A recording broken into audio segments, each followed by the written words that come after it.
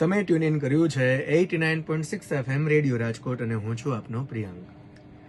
દુનિયામાં ઘણા લોકો એવા હોય છે કે જે રાજા બનવા માટે જન્મ્યા હોય છે, જે પોતે કિંગની એક કંઈક સ્પેસિફિક ક્વોલિટી ધરાવતા હોય છે. તો ઘણા લોકો એવા હોય છે કે જે કિંગ મેકર હોય છે, રાજાઓને બનાવતા હોય છે.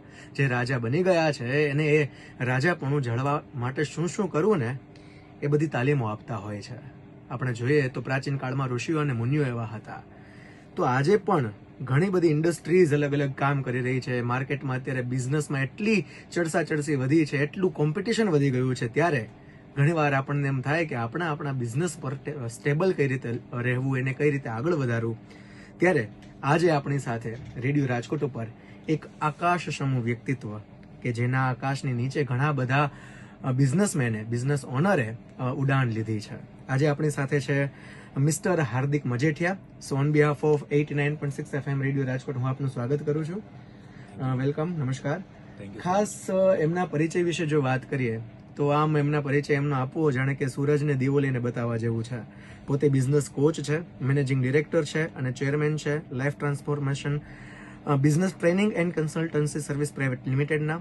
સાથે સાથે માસ્ટર કરેલું છે એન્ડ ફાઇનાન્સ અને માર્કેટિંગમાં, બિઝનેસ ટ્રેનિંગમાં 20થી પણ વધુ વર્ષનો એક્સપિરિયન્સ તેમનો છે. ખાસ હાલ એમનું ડોક્ટરેટ ચાલુ છે સાયકોલોજીમાં અને ટેડેક્સના સ્પીકર રહી ચૂક્યા છે અને લગભગ ગુજરાત નહીં, દેશ નહીં પણ વિદેશમાં પણ કેટલા બધા લોકોનું જીવન બદલીને એમણે સરસ મજાનું કામ કર્યું છે. એમની લાઈફ ટ્રાન્સફર કરી છે આખી અને ખાસ ઘણા બધા લોકોના બિઝનેસમાં, બિઝનેસ ઓનરના જીવનમાં કઈ રીતે એના બિઝનેસને વધુમાં વધુ ગ્રો કરવો એના માટેના અત્યારે એ કોચિંગ ક્લાસીસ લે છે. અલગ અલગ જગ્યાએ એમના ટ્રેનિંગ્સ હોય છે અને ખાસ ઘણા બધા પ્લેટફોર્મ ઉપર તેમનું પોતાનું આખા વક્તવ્યો પણ અવેલેબલ હોય છે. આમ બહુમુખી પ્રતિભાશાળી કહી શકાય અને ઘણું બધું એમના વિશે કહી શકાય. મારે વધુ કશું નથી કહેવું, એમની સાથે જ મારે વાત કરવી છે અને એમની વાતોને તમારા સુધી પહોંચાડવી છે. સો હાર્દિકભાઈ, આપ 20થી પણ વધુ વર્ષોથી આ ફિલ્ડની અંદર કામ કરી રહ્યા છો. આજકાલ આપણે જોઈએ છીએ તો એમ્પ્લોય જોબ છોડીને બિઝનેસ સ્ટાર્ટ કરે છે. તમારું શું કેવું છે કે આવું કરાય કે ના કરાય? ઘણા બધા એમ્પ્લોય એવા છે કે જે બિઝનેસ કરવા માંગે છે અને એક રિસર્ચ થયો છે કે દુનિયાની અંદર જેટલા પણ એમ્પ્લોય છે, ખાલી ઇન્ડિયાની અંદર નહીં, ઇન્ડિયાની બહારે પણ જેટલા પણ એમ્પ્લોય હોય છે એ એક ના એક દિવસ એવો વિચાર કરે છે કે મારે બિઝનેસ કરવો છે, મારે બિઝનેસ કરવો છે. પણ ઘણા બધા એવા લોકો છે જે આ ડિસિઝન લીધા પછી એક્શન ઉપર નથી આવી શકતા અને ઘણા બધા આવ્યા પછી અફસોસ પણ કરે છે કે મેં આ ખોટું ડિસિઝન તો નથી લીધું. આપણે ખ્યાલ હશે કે એક વખત અમિતાભ બચ્ચને પણ ડિસિઝન લીધું હતું. એ એઝ એન એક્ટર હતા અને એને વિચાર્યું કે મારે ડાયરેક્ટર થવું છે અને એને એક બહુ સરસ કંપની શરૂ કરી હતી, ABC, તમને ખ્યાલ હશે. તો જ્યારે એને કરોડો રૂપિયાનું નુકસાન થયું ત્યારે એને ડિસિઝન લીધું કે ના, હું છે ને એક એમ્પ્લોય તરીકે જ કામ કરવા માટે બનેલો છું. અને એને નક્કી કર્યું કે ના, આપણે એક્ટર બરાબર છે, આપણે ડાયરેક્ટર નથી થવું. પણ છતાં એને સફળ માને છે લોકો, તો આપણે એને સફળ ગણીએ છીએ. પણ ઘણા લોકો એવું માને છે કે નોકરી કરનાર વ્યક્તિ સફળ નથી, બિઝનેસ કરનાર વ્યક્તિ સફળ છે. એવું બિલકુલ નથી. તો હું એવું માનું છું કે નોકરી કરીને પણ સફળ બની શકીએ છીએ. આપણે ખબર છે સુંદર પિચાઈ, ગૂગલના ડાયરેક્ટર, CEO જેમ કહી શકીએ, તો એ જે CEO છે ગૂગલના, એ સફળ છે અને બધા લોકો પ્રાઉડલી એને જોવે છે. તો પેલા તો એ માનસિકતા જે છે કે ધંધો કરનાર વ્યક્તિ, બિઝનેસ ઓનર કરનાર વ્યક્તિ સફળ છે. જે સુખ છે, જે શાંતિ છે, ઘણા પીસ ઓફ માઇન્ડની વાત કરીએ તો એ નોકરીમાં પણ મળી શકે છે. તો હું ખાલી એટલું કહીશ કે કેલ્ક્યુલેટિવ રિસ્ક લેતા આવડતું હોવું જોઈએ. કોઈ પણ એમ્પ્લોય છે જ્યારે બિઝનેસ કરવાનું વિચારે છે, આપણે કહીએ ને સ્વિમિંગ પુલની બારે ઉભા છીએ, જમ્પ લગાવી છે, તો એક વ્યક્તિ જોયા વગર, સમજ્યા વગર જમ્પ લગાવે છે અને ઘણી વખત ડૂબી પણ જતા હોય છે. અને ઘણા લોકો જિંદગીભર વિચારતા રહે છે કે હું જમ્પ લગાવું કે ના લગાવું કે ના લગાવું, અને એ સ્વિમિંગ પુલની બારે જ ઉભા રહે છે. એ ક્યારેય જમ્પ લગાવતા જ નથી. અને ઘણા ઇન્ટેલિજન્ટ લોકો હોય છે જે કેલ્ક્યુલેટિવ રિસ્ક લે છે, જે પેલા નાના સ્વિમિંગ પુલમાં જાય છે, શેલોમાં જાય છે, થોડું તરતા શીખે છે અને પછી દોરી પકડીને કે સાકર પકડીને ડીપમાં પણ જઈને સ્વિમિંગ શીખી જાય છે. તો ડિપેન્ડ કરે છે આપણા વ્યક્તિત્વ ઉપર, આપણે ખરેખર રિસ્ક ટેકર છીએ કે નહીં, આપણે ધંધો કરી શકશું કે નહીં, આપણી અંદર એવી કળા છે કે નહીં. કેમ કે નોકરીમાં એક જ કળા કાફી છે. તમે એક જ ડિપાર્ટમેન્ટનું નોલેજ હોય. હું બેંકમાં હેડ કેશિયર હતો તો મને ખાલી કેશિયરનું જ ખબર હતી. પણ જ્યારે ખબર પડી કે બિઝનેસ કરવાનો છે ત્યારે બધા ડિપાર્ટમેન્ટનું નોલેજ જોશે, ત્યારે HRનું નોલેજ હશે, એમ્પ્લોયને હાયર કરતા શીખવું પડશે. તો ઘણા બધા અસંખ્ય નોલેજ જોઈએ છે. તો કોઈ પણ એમ્પ્લોય જ્યારે ધંધો કરવાનું વિચારે છે ત્યારે એને વિચારવું પડશે કે મારી પાસે શું બધી જ સ્કિલ છે, તો જ એને બિઝનેસ કરવો જોઈએ. અથવા એ નોકરી કરીને પણ સુખી રહી શકે છે અને એને પણ સફળ લોકો માનશે. તો એવું બિલકુલ નથી કે એને ધંધો કરશે તો જ એ સફળ બનશે. તો હાર્દિકભાઈ, તમે જેમ વાત કરી એમ કે ઘણા બધા એમ્પ્લોય છે જોબ છોડી દેતા હોય છે, અને આના લીધે ઘણીવાર એવું પણ થાય કે બિઝનેસ ઓનર એવું વિચારે કે આમને આ ટ્રેનિંગ આપવી કે ના આપવી જોઈએ. તો કઈ કઈ બાબતોનું ધ્યાન રાખવું જોઈએ આ બધી વસ્તુ જ્યારે થતી હોય ત્યારે? બિલકુલ બિલકુલ. ઘણા બિઝનેસ ઓનર છે એ ડરતા હોય છે, એના એમ્પ્લોયને ટ્રેનિંગ દેતા પહેલા વિચારે છે કે અરે આ ટ્રેનિંગ દીધા પછી એમ્પ્લોય ભાગી ગયો તો, કંપની છોડીને જતો રહ્યો તો મારું તો નુકસાન થઈ જશે, તો મારી કંપની ટ્રેનિંગ સેન્ટર બની જશે. તો હું એટલું કહીશ કે જો એ બિઝનેસ ઓનર એનું ઊંધું વિચારે કે જો મેં ટ્રેનિંગ ના આપી અને કંપનીમાં રહી ગયો તો, એટલે કે ટ્રેનિંગ વગર એ કંપની એમ્પ્લોય માટે નુકસાન બરાબર છે. એ એમ્પ્લોયને કંઈ આવડતું જ નથી તો એ કંપનીમાં રહીને કરશે શું? તો ક્યાંક ને ક્યાંક જો આપણે એને ટ્રેનિંગ નથી આપતા અને ચાવી આપણી જ પાસે રાખી છે અને કોઈ નોલેજ નથી આપતા તો એ કંપની માટે નુકસાન છે. એક રિચર્ડ બ્રેન્સન કરીને એક બહુ મોટા ડાયરેક્ટર છે વર્જિન એરલાઇન, એને કીધું કે अपने एम्प्लॉय को इतनी ट्रेनिंग दो कि आपका कॉम्पिटिटर उसको डबल पगार पे लेके जाए. तो लोग विचारवा पड़ी गया तो हारो खोटું કંઈક બોલતો હોય એવું લાગે છે. अपनी एम्प्लॉय को इतनी ट्रेनिंग दो कि आपका कॉम्पिटिटर, आपका जो दुश्मन है वो आपके एम्प्लॉय को लेके जाए डबल पगार पे. उसके सामने उसने ये भी बोला कि अपने एम्प्लॉय को इतना प्यार दो कि वो छोड़ के ही ना जाए. તો ક્યાંક ને ક્યાંક આપણે એ ભૂલી જતા હોઈએ છીએ કે એમ્પ્લોયીને આપણે જ્યારે શીખડાવશું તો એ જિંદગીભર આપણે યાદ રાખશે, ભલે ગમે ત્યાં નોકરી કરતો છે, અને એ વિન વિન સિચ્યુએશન છે. આપણી સાથે જ્યાં સુધી છે ત્યાં સુધી આપણે કામનો છે, આપણે છોડીને જશે ત્યારે આપણે યાદ રાખશે. તો એને ખરેખર ટ્રેનિંગ આપવી જોઈએ. કોઈ પણ એમ્પ્લોય હોય એને શીખડાવવું જોઈએ, તો એ તમારી કંપનીમાં એસેટ બરાબર થશે, અધરવાઇઝ એ લાયબિલિટી બની જશે. આપણે કહીએ ને કે બાઘો, નટુ કાકા અને બાઘાની વાત કરીએ તો તમને ખબર છે કે એ જે એના અનમોલ રતન જેઠાલાલના, એ બંને વ્યક્તિ છે, એ કેરેક્ટરની વાત કરું છું. એ જે કેરેક્ટર છે એવું છે કે એને શીખડાયું નથી કાંઈ, તો એ ઘણી બધી ભૂલો કરે છે. તો એ ભૂલો એની કંપનીમાં એને પણ નડશે. તો આઈ બિલીવ કે એમ્પ્લોયને બાઘા બનીને ના રાખો, એને ટ્રેનિંગ આપો, એને શીખવાડો, અને તમે પણ ફાયદો લ્યો અને એને પણ ફાયદો અપાવો. ભલે પછી તમે ટ્રેનિંગ ના આપી શકતા હો તો એને બહાર મોકલો. ઘણા બધા માર્કેટની અંદર આ ટ્રેનર્સ અવેલેબલ છે જે ટ્રેનિંગ આપે છે. તો આઈ બિલીવ કે એને ટ્રેનિંગ આપવી જોઈએ. હાર્દિકભાઈ, એક બિઝનેસ ઓનર માટે અને એમ્પ્લોય માટે ઇમ્પોર્ટન્ટ ડિપાર્ટમેન્ટ કયો હોઈ શકે? ઓકે, બિલકુલ. તો એમ કહી શકીએ કે બિઝનેસ ઓનરનું ફોકસ અને એમ્પ્લોયનું બંનેનું ફોકસ સૌથી વધારે હોવું જોઈએ એ છે સેલ્સ ડિપાર્ટમેન્ટ. કેમ કે જો સેલ્સ બરાબર થશે તો જ આપણી ગાડી ચાલશે, આપણો તો જ બિઝનેસ ચાલશે ને બધાનો પગાર ટાઈમ ટુ ટાઈમ આવશે. પણ અહીં મેં એક અનુભવ કર્યો છે કે ઘણા બધા બિઝનેસ ઓનર છે એ સેલ્સ ઉપર ફોકસ નથી કરી શકતા અને બાકી બધા ડિપાર્ટમેન્ટ ઉપર ફોકસ કરવું પડે છે. શું કામ? કેમ કે એનો બિઝનેસ છે ઓટો પાયલટ ઉપર નથી અને ડેલિગેશન કરતા નથી આવડતું. અને એ વ્યક્તિ જે છે એ ક્યાંક ને ક્યાંક સર્વિસ દેવામાં, ક્યાંક ને ક્યાંક રિક્રુટમેન્ટ કરવામાં, ક્યાંક ને ક્યાંક નાના મોટા એડમિન કામમાં ફસાઈ જાય છે. એટલે એમ કહી કે નાના કામમાં એ બિઝી થઈ જાય છે અને નાનું કામ કરવાના કારણે એ મોટા કામમાં ફોકસ નથી કરી શકતા, જે એનું મેઇન કામ છે કંપનીમાં પૈસા લઈ આવવાનું, રેવન્યુ જનરેટ કરવાનું. તો રેવન્યુ જનરેટ કરવું હોય તો એનું 95% ફોકસ હોવું જોઈએ સેલ્સ ઉપર, અને બાકી 5% ફોકસ જે છે ને એ ખાલી રિપોર્ટિંગ લેવાનું છે, જે બાકી બધા ડિપાર્ટમેન્ટની વાત છે, અને એ બધા સોંપી દેવાના છે. પણ એ સોંપી નથી શકતો કેમ કે એની પાસે સિસ્ટમ નથી, એની પાસે પ્રોસેસ નથી, એની પાસે જોબ ડિસ્ક્રિપ્શન નથી, KRA નથી, KPI નથી. તો આ બધી વસ્તુ ના હોવાના કારણે એ વ્યક્તિ બિઝી થઈ જાય છે નાના કામમાં. માલ આયા કે નહીં, માલ ગયા કે નહીં, પેમેન્ટ આયા કે નહીં, પેમેન્ટ ગયા કે નહીં, કિસકો છુટ્ટી चाहिए, આ બધા નાના કામ છે. એમાંથી ફ્રી થવું જોઈએ અને એમાંથી નીકળી અને સેલ્સ ઉપર ફોકસ કરવું જોઈએ, મોટી ડીલ ક્રેક ઉપર કરવું જોઈએ, એક્સપાન્શન ઉપર ફોકસ કરવું જોઈએ, જે એનું મેઇન કામ છે. કેપ્ટનનું મેઇન કામ છે બોટને આગળ વધારવાનું, ના કે બોટમાં કાણા પડી ગયા છે, પાણી આવી ગયું છે તો પાણી કાઢવાનું, પ્રોબ્લેમ સોલ્વ કરવાની. રોજની પ્રોબ્લેમ સોલ્વ કરવાનું કામ કેપ્ટનનું નથી, એનું કામ છે બોટને આગળ વધારવાનું. તો કેપ્ટનનું કામ કેપ્ટન એટલા માટે ભૂલી જાય છે કેમ કે રોજ એ મજૂરની સાથે નાના કામમાં બિઝી થઈ જાય છે. તો સેલ્સ ડિપાર્ટમેન્ટ ઉપર ફોકસ બધાએ કરવું જોઈએ. હાર્દિકભાઈ, તમે જેમ વાત કરી એમ કે જે કેપ્ટન છે તેનું કામ મુખ્ય જે નાવ છે એને ચલાવવાનું હોય છે, તો ક્યાંક ને ક્યાંક ઘણીવાર એવું બને કે તમે જેમ વાત કરી એમ કે ક્યાંક કાણું પડે તો એ સંભાળવા માટે જાય ને એવું બધું કરે, તો આના કારણે એ ફેલિયર પણ એને ભોગવવું પડે ને. તો ઘણા આવા નાના મોટા કારણો હોઈ શકે જેના કારણે એક બિઝનેસમેન છે એ ફેલ થતો હોય છે. તો એવા બીજા કયા કારણો છે કે શા માટે બિઝનેસમેન ફેલ થાય છે? બિલકુલ, ના બહુ સરસ વાત છે. દુનિયાની અંદર એવી કહાવત છે કે ઘણા બધા business owner, I think 90% business owner પેલા 5 વર્ષની અંદર ફેલ થઈ જાય છે. એ 5 વર્ષ એના બિઝનેસને ટકાવી નથી શકતા. તો ક્યાંક ને ક્યાંક ઘણા બિઝનેસ ઓનરને મેં જોયું કે એ ફાઇનાન્સ મેનેજમેન્ટ નથી કરી શકતા અને એક સ્ટ્રોંગ ટીમ હાયર નથી કરી શકતા, જેના કારણે પણ એ ફેલ થાય છે. જેમ કે ઘણા લોકોને છે ને ખર્ચા ઉપર કંટ્રોલ નથી હોતો. આપણું માઇન્ડ છે ને ફૂદકે છે, જરાક એક નાની મોટી સારી ડીલ થઈ જાય ને આપણે ખર્ચો કરવાનું મન થાય. તો જે ફાઇનાન્સ મેનેજમેન્ટ છે, જે ખર્ચાના ઉપર રોકાણ, જે કહીને કે ખર્ચો ઓછો કરવો અને ક્યાંક ને ક્યાંક વધારે સેલ્સ ઉપર ધ્યાન દેવું, તો એ જે ફાઇનાન્સ મેનેજમેન્ટ છે, ઘણા લોકો સેલ્સ પણ કરી નાખે છે પણ રિકવરી નથી કરી શકતા. એના કારણે આખો કેશ ફ્લો ડિસ્ટર્બ થઈ જાય છે. એટલે કે કેશ ફ્લોની અંદર જો તમે ટાઈમે રિકવરી ના કરી શકો, માર્કેટમાં બહુ બધું ઉધારીમાં માલ આપી દીધો છે અને કોઈ ટાઈમે પૈસા જ નથી આપતું, તો એ કારણે પણ આપણે આપણા સપ્લાયરને પૈસા નથી આપી શકતા, આપણે આપણા એમ્પ્લોયને ટાઈમે પગાર નથી આપી શકતા અને અલ્ટિમેટલી છેલ્લે આપણા ઘરે એટલે કે વાઇફને પૈસા નથી આપી શકતા અને ઘર પણ નથી ચાલતું અને પછી બિઝનેસ બંધ કરવાના વિચાર કરે છે. તો ફાઇનાન્સ મેનેજમેન્ટનું નોલેજ હોવું બહુ જરૂરી છે. કોઈ પણ ધંધાની અંદર તમે કેટલી સાયકલ ફેરવો છો, તમારા બિઝનેસની અંદર કેટલું ફટાફટ કેશ ફ્લો તમારી પાસે આવે છે, તો ફાઇનાન્સ મેનેજમેન્ટ બહુ જરૂરી છે. અને બીજું જે છે, સારા માણસો લઈ આવવા. હવે એ વ્યક્તિ છે ખુદ ગબ્બર, બધું હું જ કરીશ, એકલો જ લડીશ. હવે બાહુબલી એકલો જ હોય તો ક્યારેય લડાઈ ના કરી શકે ને, એને ટીમ જોઈએ. તો ઘણા બધા લોકો હાયરિંગ કરી જ નથી શકતા. હવે વિચારો, ધીરુભાઈ અંબાણી એવું વિચાર્યું હોત કે હું ખુદ ગબ્બર, બધું હું જ કરીશ, તો કદાચ રિલાયન્સ ના બની હોત.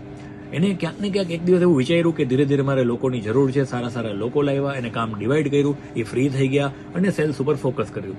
તો સારા માણસો લઈ આવવાની કળા બહુ બધા લોકો પાસે નથી અને એની પાસે એક દુઃખભરી કહાની છે કે માર્કેટમાં સારા માણસો મળતા નથી. એમ નથી કહેતા કે મને શોધતા નથી આવડતું, એમ નથી કહેતા કે આપણે માછલી પકડવી હોય તો કૂવામાં પકડીએ છીએ, તળાવમાં પકડીએ છીએ કે દરિયામાં પકડીએ છીએ, આપણે કેવડી જાળી ફેંકીએ છીએ, નાની જાળી, મોટી જાળી, કેટલી વખત જાળી ફેંકીએ છીએ, એના ઉપર ડિપેન્ડ કરે છે કે માણસો મળશે કે નહીં. પણ એને માણસો શોધવા નથી. હવે એક બે મિત્રોને ખાલી પૂછી લે કે ભાઈ કોઈ ધ્યાનમાં હોય તો રાખજો, ને કોઈ રિપ્લાય ના આવ્યા એટલે એને નક્કી કરી લીધું, રિસર્ચનો જવાબ એને સમરી કાઢી લીધી કે દુનિયામાં માણસો સારા મળતા નથી. તો એની પાસે બે કળા નથી હોતી, ફાઇનાન્સ મેનેજમેન્ટની અને ડેલિગેશન કરવાની. ડેલિગેશન ના કરવાના કારણે એનું ફોકસ બાકી બધા ડિપાર્ટમેન્ટમાં જાય છે અને સેલ્સ ઉપરથી હટી જાય છે. આ મોટામાં મોટું કારણ ફેલ થવાનું. તો ફાઇનાન્સ મેનેજમેન્ટ, HR મેનેજમેન્ટ અને સેલ્સ મેનેજમેન્ટ, આ 3 ઇમ્પોર્ટન્ટ જગ્યા છે જ્યાં એને ફોકસ કરવું જોઈએ ફેલ થવાથી બચવા માટે. ખાસ એક કોઈ પણ સફળ બિઝનેસ માટે માર્કેટિંગ એક એવું ફેક્ટર છે કે જે તગડું હોવું જોઈએ. તો તમારા આટલા બહોળા એક્સપિરિયન્સથી તમારું શું માનવું છે કે માર્કેટિંગ ઉપર કેટલો ખર્ચો થવો જોઈએ? બિલકુલ, રિસર્ચ એવું કહે છે કે આપણે જે ગ્રોસ પ્રોફિટ, જે આપણે પૈસા કમાઈ છીએ, એ ગ્રોસ પ્રોફિટના 15% માર્કેટિંગમાં ઓછામાં ઓછા વાપરવા જોઈએ. હું કહું છું મિનિમમ કહું છું, ઓછામાં ઓછા. એનાથી વધારે વાપરી શકો તો બહુ જ સારું, પણ ઓછામાં ઓછા 15% તમારા જીપીના, ગ્રોસ પ્રોફિટના વાપરવા જોઈએ માર્કેટિંગની અંદર. એનું લોજિક એ છે કે માર્કેટિંગ જ્યારે તમે કરશો તો સેલ્સ ઓછું કરવું પડશે. તમે જો ક્યારે એપલના દુકાનના કોઈ એમ્પ્લોયને તમે જોયા રોડ ઉપર એપલ લઈ લ્યો, અંદર આવો, એવું કોઈ નથી કરતું, કેમ કે એનું માર્કેટિંગ જોરદાર છે તો એને સેલ્સ નથી કરવું પડતું. તો ક્યાંક ને ક્યાંક એવી માનસિકતા છે કે માર્કેટિંગ કરવાથી ખર્ચો થશે, માર્કેટિંગ કરવાથી આપણે કોઈ જાજો ફાયદો નહીં થાય. ઘણા લોકો એમ કે હાવ રોડ ઉપર આવી જાય ને પછી માર્કેટિંગ ચાલુ કરાય, આપણે ટોપ ઉપર હોય ત્યારે માર્કેટિંગની જરૂર નહીં, ટોપ ઉપર હોય ને ત્યારે પણ માર્કેટિંગ ચાલુ રાખવું જોઈએ. ત્યારે તમારી પાસે પૈસા હશે અને કન્ટિન્યુઅસલી માર્કેટિંગ કરતું રહેવું જોઈએ. તો આઈ બિલીવ કે છે ને માર્કેટિંગનું બજેટ કાઢો. ઘણા બધા લોકો બજેટ નથી કાઢતા, છેલ્લે કંઈક વધશે તો કંઈક કરશું, એવું નહીં. 100 રૂપિયા કમાવો છો તો પહેલા એમાં 15 રૂપિયા સાઈડમાં રાખો, પછી જે વધે છે પૈસા એમાંથી બાકી બધા ખર્ચા કરો. તો 15 રૂપિયા 100 માંથી એટલે કે 15% ગ્રોસ પ્રોફિટના સાઈડમાં રાખી જ દેવા જોઈએ, એનું બજેટ બનાવવું જોઈએ. અને અત્યારે દુનિયામાં કેટલા બધા ઓપ્શન વધી ગયા છે માર્કેટિંગના, તો આઈ બિલીવ કે માર્કેટિંગનું બજેટ હોવું જોઈએ. અને સાથે સાથે એનું રિસર્ચ પણ કરવું જોઈએ કે મને કેમાંથી વધારે રિઝલ્ટ મળે છે. હું હોર્ડિંગ મૂકું છું તો વધારે રિઝલ્ટ આવે છે, સોશિયલ મીડિયામાં જાઉં છું તો વધારે રિઝલ્ટ આવે છે, માની લો આવી રીતે રેડિયોની એડવર્ટાઇઝમેન્ટ થાય છે એમાં વધારે રિઝલ્ટ આવે છે. તો રિઝલ્ટ ક્યાંથી વધારે આવે છે એનું એનાલિસિસ પણ કરવા માટે ટાઈમ કાઢવો જોઈએ. અને જ્યાં વધારે રિઝલ્ટ આવે છે, કેમ કે બધાના બિઝનેસનું રિઝલ્ટ અલગ અલગ હોય છે. મારા માટે હું કહું કે મારા માટે હોર્ડિંગ બરાબર છે, પણ હું રિક્ષામાં એડવર્ટાઇઝમેન્ટ નહીં આપું, કેમ કે મારી બ્રાન્ડ અલગ છે. તો બધાની બ્રાન્ડ, બધાની કંપની, બધાની પ્રોડક્ટ પ્રમાણે એનું બ્રાન્ડિંગ અને માર્કેટિંગ થવું જોઈએ.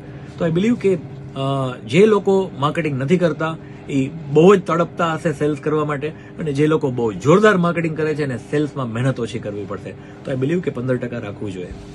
ખાસ હાર્દિક સર, કે આપણે જે બિઝનેસ સક્સેસ માટે ઓનર ટ્રાન્સફોર્મેશન કેટલું ઇમ્પોર્ટન્ટ છે એ વાત ઉપર તમે થોડીક તમારી એક્સપર્ટાઇઝ શેર કરશો? બિલકુલ, ઓનર ટ્રાન્સફોર્મેશન એટલે એમ કહી શકીએ કે as a business owner, as a માલિક આપણી અંદર શું બદલાવ આવવા જોઈએ. એવું કહાવત છે કે પ્લેન અને પાયલટમાંથી પાયલટ વધારે ઇમ્પોર્ટન્ટ છે પ્લેન કરતા પણ. પાયલટને જો ચલાવતા આવડતું હશે તો કોઈ પણ પ્લેન ચલાવી શકશે. માની લ્યો પ્રિયાંકભાઈ તમારી ટીમ હોય ને હું કહું કે ભાઈ આ મારી મર્સિડીઝની ચાવી છે, મને જરાક મૂકી જાઓ ને ઘરે, કે સર મને ગાડી ચલાવતા નથી આવડતું, તું આ કામ કર BMW ની ચાવી લે.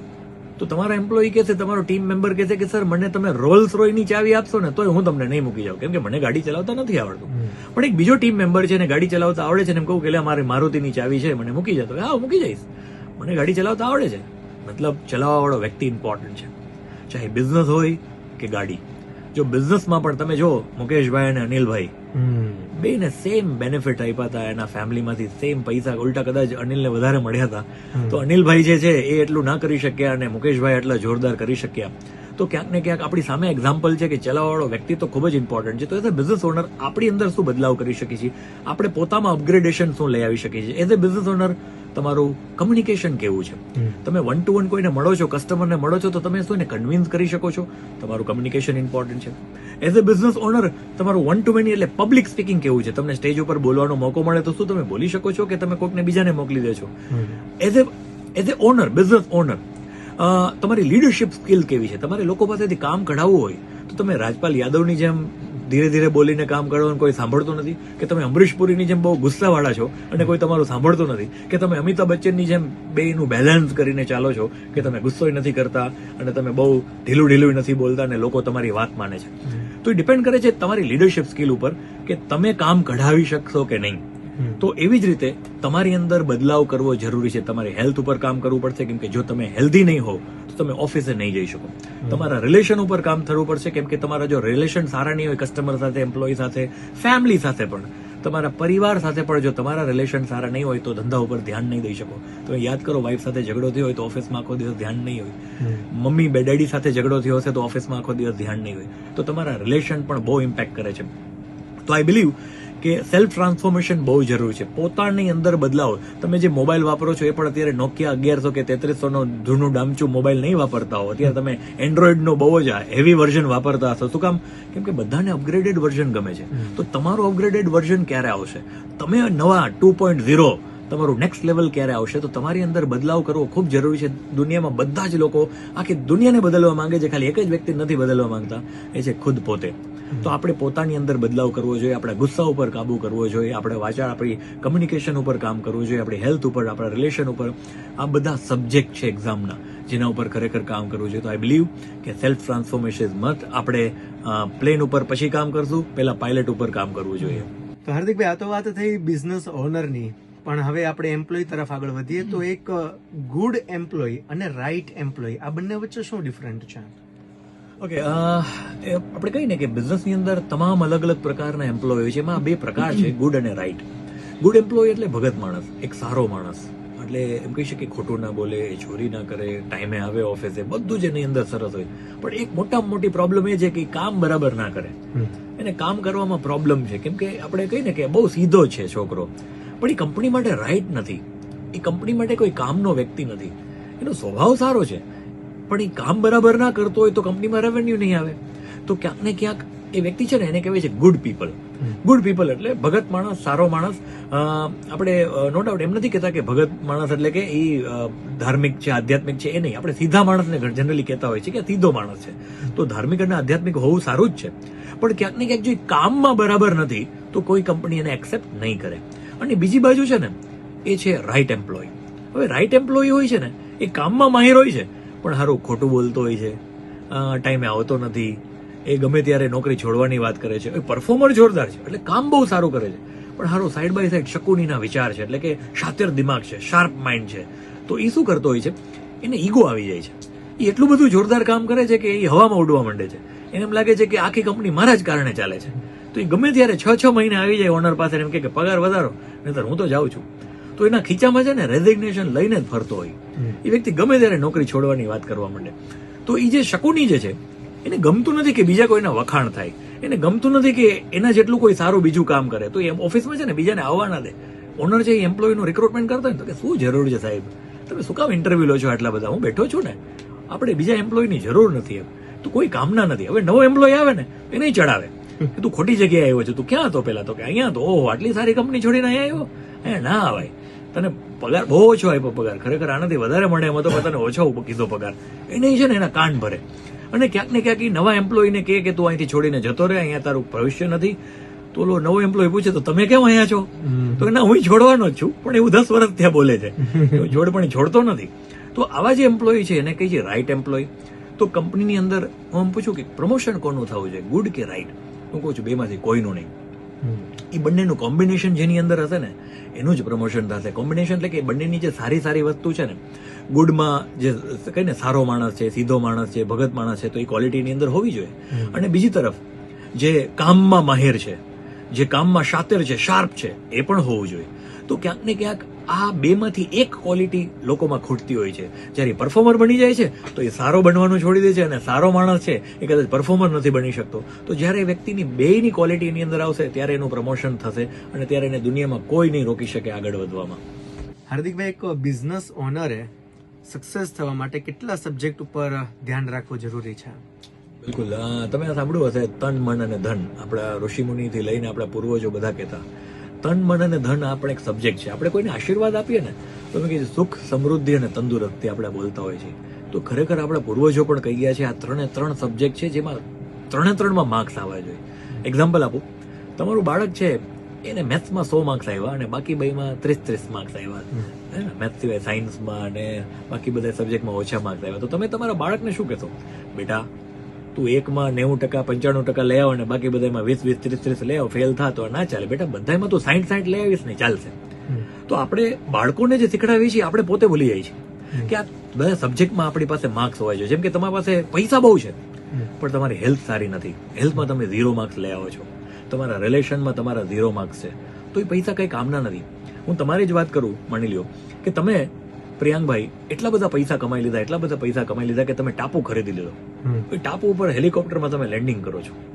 હવે લેન્ડિંગ કર્યા પછી તમે જયારે જોવો છો કે ટાપુ પર તમે એકલા છો, તમારી સાથે વાઇફ નથી, તમારી સાથે બાળકો નથી, તમારી હેલ્થ પણ ખરાબ છે, તમે બીમાર છો, તો એ પૈસાનું તમે કરશો શું? એ હેલિકોપ્ટરના લેન્ડિંગનું તમે કરશો શું? તમને એવું લાગશે હું અલીબાબા 40 ખજાનામાં છું, આજુબાજુમાં જ્વેલરી ને સોનું ને ઝવેરાત ને બધું છે, પણ સેલિબ્રેશન કરવાવાળું કોઈ છે જ નહીં. તો ક્યાંક ને ક્યાંક એ બધા પૈસા નકામા છે. તો ઘણા બધા જે સક્સેસની પાછળ ભાગતા હોય છે ને, પૈસા ભાગે, દોડે એવી રેસમાં ભાગે છે જે રેસ ક્યારેક ખતમ જ નથી થવાની, પૂરી જ નથી થવાની. તો આઈ બિલીવ કે બધા સબ્જેક્ટમાં એક સાથે માર્ક્સ લેવા પડશે. એક વ્યક્તિ એના વાઈફને કીધું, ડાર્લિંગ 50 વર્ષનો થવા દે પછી આપણે વર્લ્ડ ટૂર પર જશું.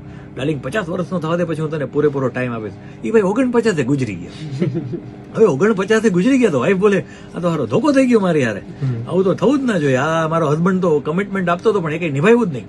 તો આપણે બધા છે ને રાહ જોતા હોય છે, એક દિવસ આમ થઈ જશે, પૈસા પહેલા કમાઈ લઉં પછી હું હેલ્થ ઉપર ધ્યાન દઈશ, પૈસા કમાઈ લઉં પછી રિલેશન ઉપર ધ્યાન દઈશ. એવું બિલકુલ નથી. બધા સબ્જેક્ટમાં એક સાથે માર્ક્સ લઈ આવવા પડશે. અત્યારે જ એક્સરસાઇઝ કરવી પડશે, અત્યારે જ પરિવારને ટાઈમ આપવો પડશે, અને અત્યારે જ પૈસા કમાવા ઉપર ધ્યાન આપવું પડશે. હવે એક વ્યક્તિ એવો છે કે જે હેલ્થ ઉપર બહુ ધ્યાન દે છે, જીમમાં જાય છે, બોડી વોડી બનાવે છે, પણ આ ખીચામાં પૈસા નથી. તો હવે એ બોડીનું શું કરશે? એના ફેમિલીના બીમાર છે, એના મમ્મી એના ખર્ચો નથી કરી શકતો, મમ્મી બીમાર છે, હોસ્પિટલમાં છે, એના પૈસા નથી એની પાસે, એની વાઈફ પાસે એની પાસે ટાઈમ નથી. કેમ કે ક્યાંક ને ક્યાંક પૈસા જીમમાં જવા માટે એને પૈસા કમાવા પડશે. તો એ પૈસાનો પ્રોબ્લેમ હોવાના કારણે બાકી બધા સબ્જેક્ટમાં 0 થાય. તો ક્યાંક ને ક્યાંક બધા સબ્જેક્ટમાં માર્ક્સ જોશે. હેલ્થ, રિલેશન અને પૈસા, 3.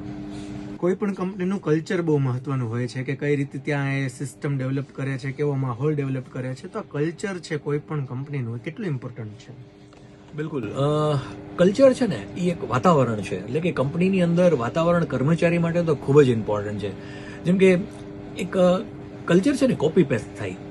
આપણે કેમ આપણા પૂર્વજોને જેમ કરતા એમ આપણે કરતા. પૂર્વજોએ કીધું એરેન્જ મેરેજ કરો તો આપણે એરેન્જ મેરેજ કર્યા, પૂર્વજોએ કીધું ઘૂંઘટ બંધ કરો તો ઘૂંઘટ બંધ થયા. પૂર્વજો જેમ કે છે એમ આપણે નવું જનરેશન એને કોપી પેસ્ટ કરતું હોય છે. તમે જ્વેલરીની શોપમાં જાઓ, બારે બધા ચપ્પલ ઉતારે હોય તો તમને કેવું ના પડે કે તમે પણ ચપ્પલ ઉતારીને અંદર જાઓ. તમે પોતે ઓટોમેટિક ચપ્પલ ઉતારીને જ જશો, કેમ કે તમે જૂના લોકોને જોઈ અને નવા વ્યક્તિ એને કોપી કર્યું. તો કંપનીની અંદર કલ્ચર આ જ રીતે બને છે. એક નવો વ્યક્તિ કંપનીમાં આવે, જોવે કે બધા ગાળો બોલે છે તો આપણે પણ બોલી શકશું. એક નવો કંપનીમાં એમ્પ્લોય આવે અને જોવે કે બધા ઓનર પાસે ઉધાર માંગે છે, લોન માંગે છે, તો આપણે પણ માંગી શકશું. એક નવો એમ્પ્લોય આવે કે લોન માંગીને જૂનો એમ્પ્લોય ભાગી ગયો તો આપણે પણ લોન લઈ અને ભાગી શકશું. આ કલ્ચર જે છે ને એ કોણ સેટ કરે છે? તો ખરેખર ઓનરના હાથમાં છે કઈ જગ્યાએ રોક લગાવવું અને કલ્ચર કેવી રીતે બનાવવું. તો જે કલ્ચર જે છે એ વાતાવરણ ખૂબ જ ઇમ્પેક્ટ કરે છે બીજા નવા એમ્પ્લોય માટે, જેનાથી તમને સારા એમ્પ્લોય મળશે જો તમારું કલ્ચર સારું હશે. તમારા સારા નવા એમ્પ્લોય ટકશે જો તમારું કલ્ચર સારું હશે. તમે નહીં માનો, કલ્ચર જે છે એ એટલું બધું ઇમ્પોર્ટન્ટ છે કે ટાટા કંપનીની અંદર તમને ખબર તો તાજ હોટેલની અંદર એટેક થયો હતો, આતંકવાદી એટેક કર્યો હતો, અને કોઈ પણ એમ્પ્લોય, કેટલા બધા એવા એમ્પ્લોય, સારા સારા મોટી મોટી પોસ્ટના એમ્પ્લોય ભાગ્યા નહીં અને ત્યાં જ રોકાણા અને એને મદદ કરી, બીજા એના જે ગેસ્ટ હતા એને મદદ કરી બચાવવામાં. અમેરિકાના લોકો ટેન્શનમાં આવી ગયા.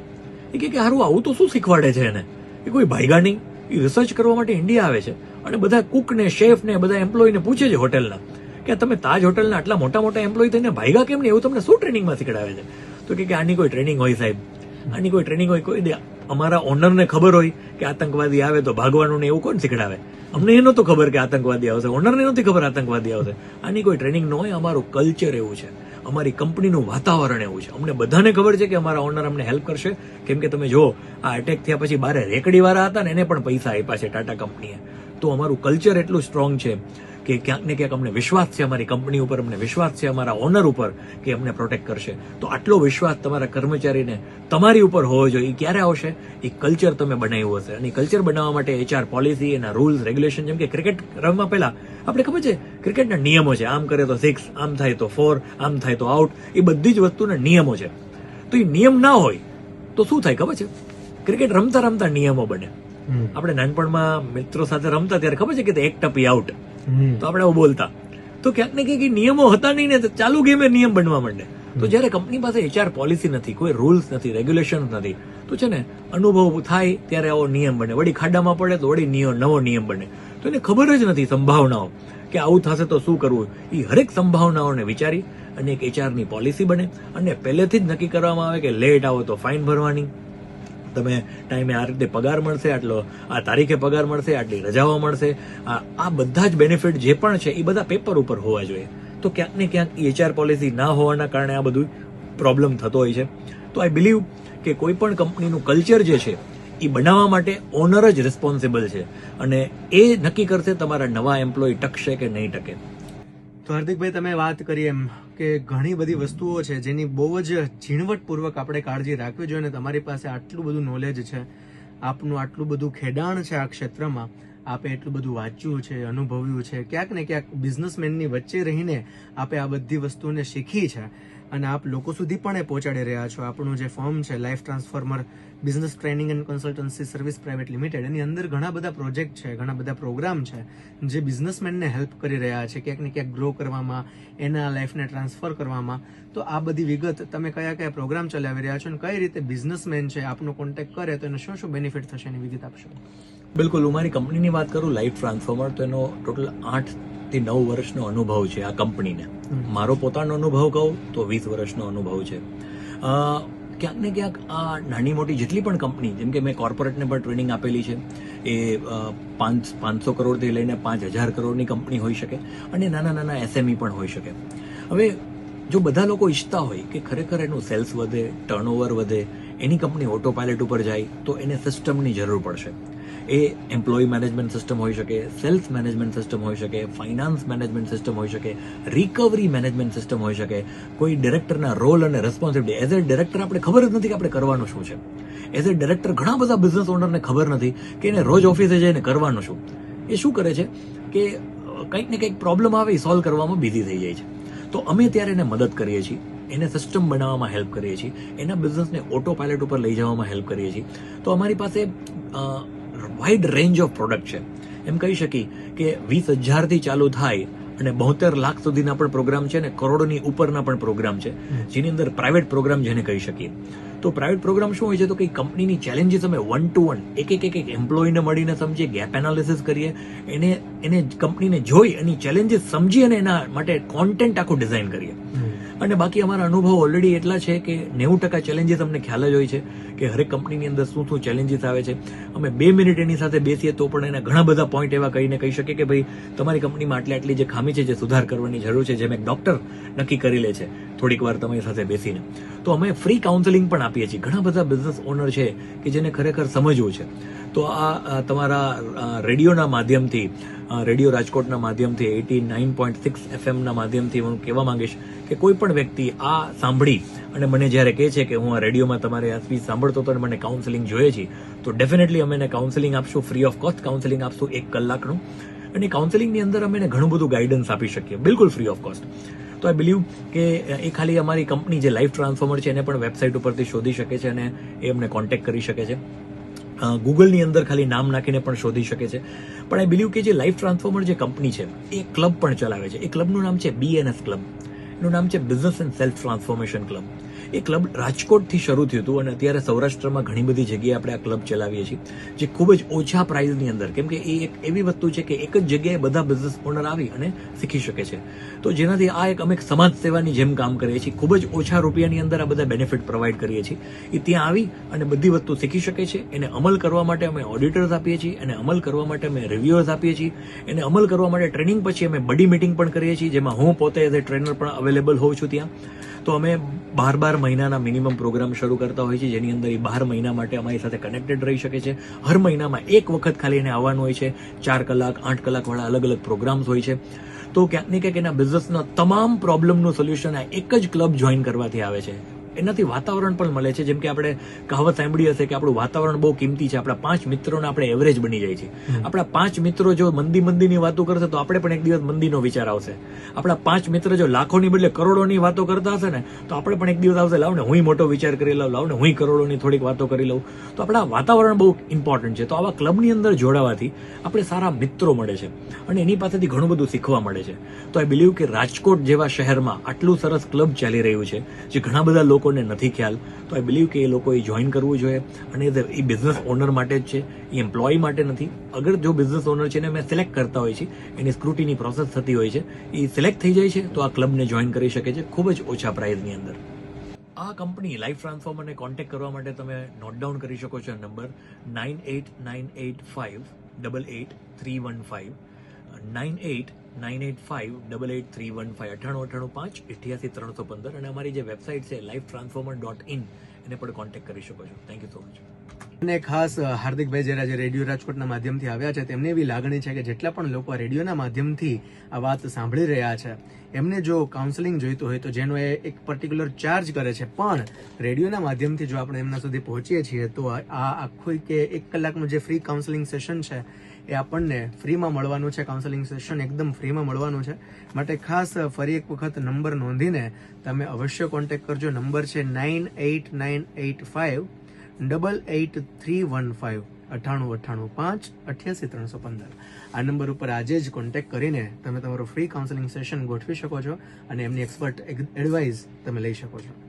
અને ખાસ હાર્દિકભાઈ જે આજે રેડિયો રાજકોટના માધ્યમથી આવ્યા છે, તેમને એવી લાગણી છે કે જેટલા પણ લોકો આ રેડિયોના માધ્યમથી આ વાત સાંભળી રહ્યા છે, એમને જો કાઉન્સેલિંગ જોઈતું હોય તો જેનો એ એક પર્ટિક્યુલર ચાર્જ કરે છે, પણ રેડિયોના માધ્યમથી જો આપણે એમના સુધી પહોંચીએ છીએ તો આ આખું કે 1 કલાકનું જે ફ્રી કાઉન્સેલિંગ સેશન છે એ આપણને ફ્રીમાં મળવાનું છે. કાઉન્સેલિંગ સેશન એકદમ ફ્રીમાં મળવાનું છે.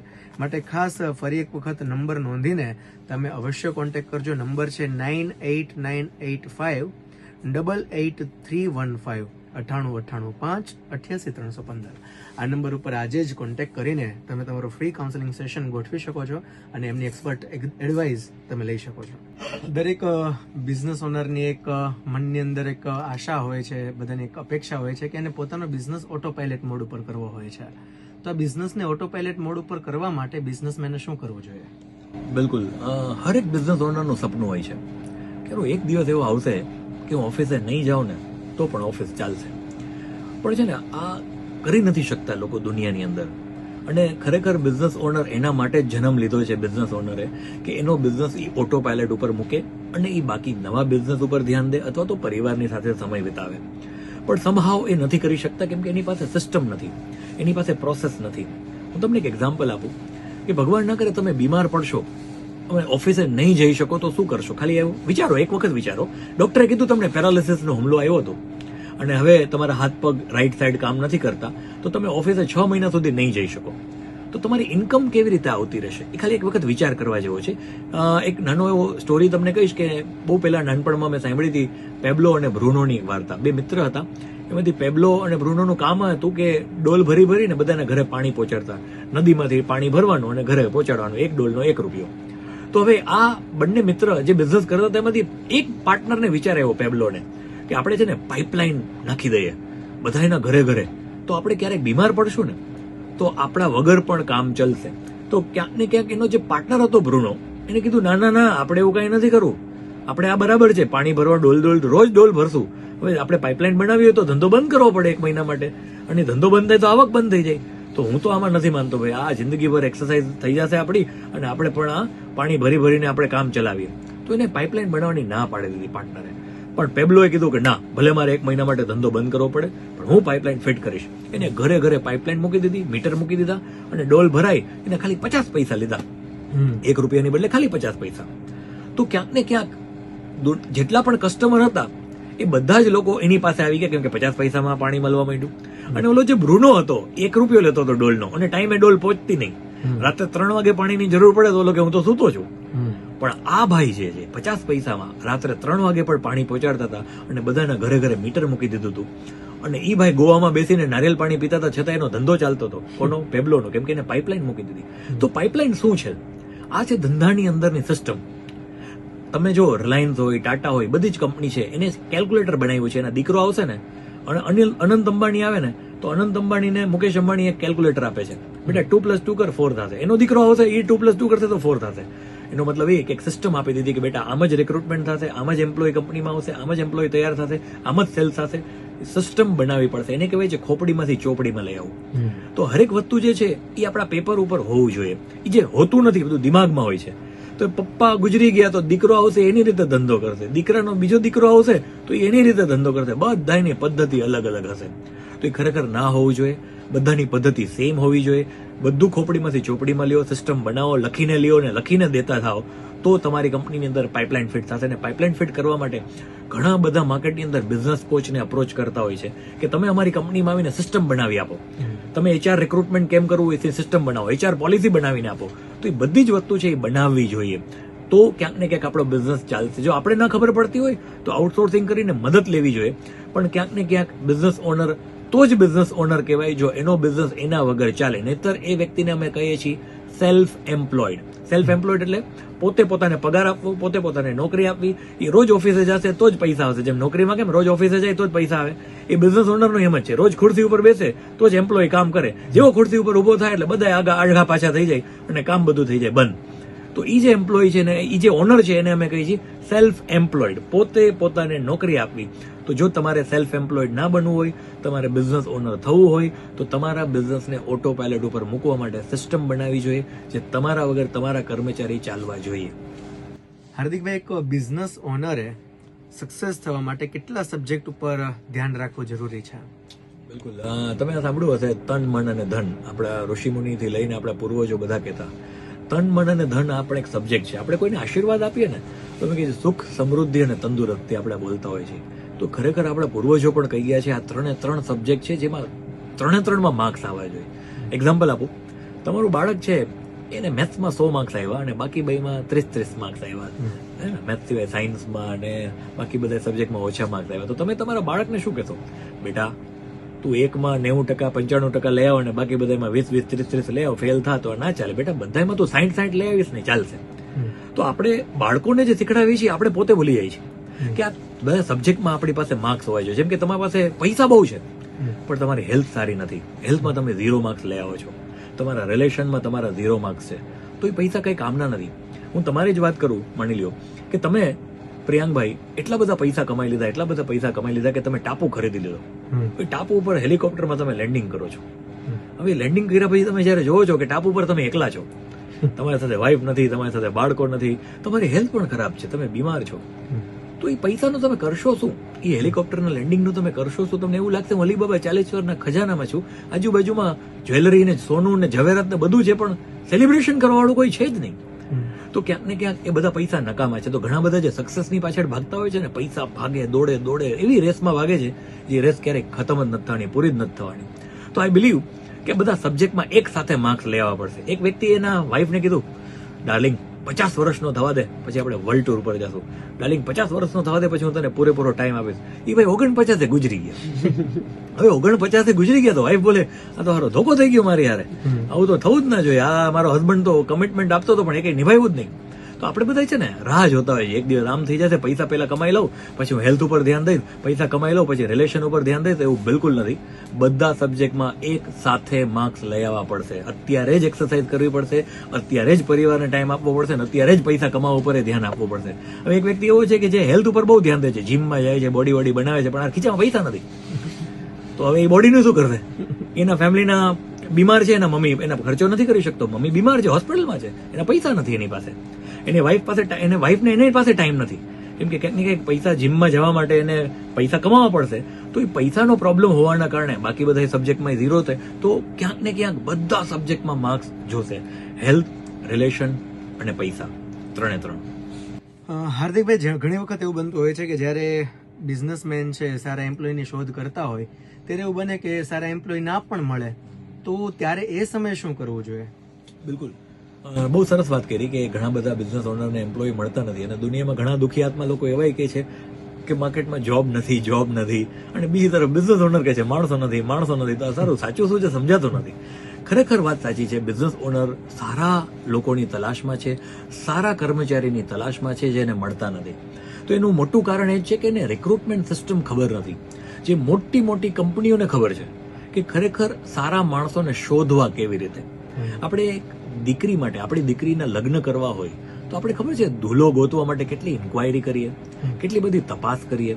તો આપણે આપણા કર્મચારી શોધવા ટાઈમે પણ એટલી મહેનત કરવી પડશે, એટલી ઇન્ક્વાયરી કરવી પડશે. આવી જશે પછી પણ પૂછવું પડશે એ પહેલા ક્યાં હતા, અહીંયા પૂછવું પડશે કે એનું કામ કેવું હતું, પહેલા તમે નોકરી કરતા હતા ભાઈ તો તમારી કંપનીમાં એમ્પ્લોયે કેવું કામ કર્યું હતું, એ બધી ઇન્ક્વાયરી કરવી પડશે અને મહેનત કરવી પડશે. તો ક્યાંક ને ક્યાંક રિક્રુટમેન્ટ કરવા માટે એની પાસે ઓપ્શન ઓછા હોય છે. કેમ કે રિક્રુટમેન્ટ કેવી રીતે કરે છે, તો કે એના 2-4 મિત્રને પૂછી લીધું અને એને ના પાડી કે મારા ધ્યાનમાં એમ્પ્લોય નથી, તો એને એવું માની લીધું કે ખરેખર માર્કેટમાં માણસો નથી.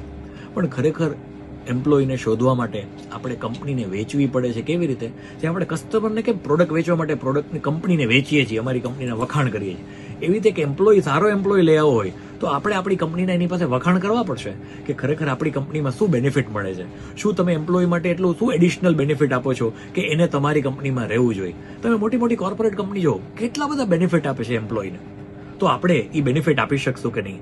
ઇન્ટરવ્યુ લીધા પછી એમ્પ્લોય ના પાડી દે તમને કે મારે તમારી કંપની જોઈન નથી કરવી ભાઈ, તમારી કંપનીમાં સિસ્ટમ નથી, તમારી કંપનીમાં પ્રોસેસ નથી, તમારી કંપનીમાં બાથરૂમની ચાવી ખીચામાં રાખો છો, તમે બાથરૂમ જાવ હોય તો સેટને પૂછવું પડે છે કે બાથરૂમ જાઓ કે નહીં, તમે ઇટાલિયન ટાઇલ્સ મારી છે તો ચાવી પોતાની પાસે રાખે, પ્રિન્ટરમાં પ્રિન્ટ કાઢવું હોય તો પ્રિન્ટરના પેપર જે હોય ને તિજોરીમાં હોય, એ 5-25 પૈસાનું પેપર એ સાચવીને રાખે.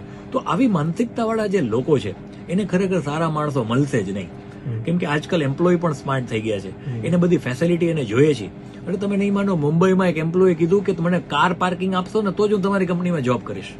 કાર પાર્કિંગ નહોતી એટલે ને નોકરી જોઈન ના કરી, ઇન્ટરવ્યુમાં જ ના પાડી દીધું, એમ્પ્લોયે ના પાડી દીધું. તો ખરેખર ઓનર જે છે એ ઇન્ટરવ્યુને લેતા નથી આવડતું, ઇન્ટરવ્યુ કેવી રીતે લેવું જોઈએ, પ્રશ્ન કેવા પૂછવા જોઈએ, એની પાસે લિસ્ટ નથી હોતું.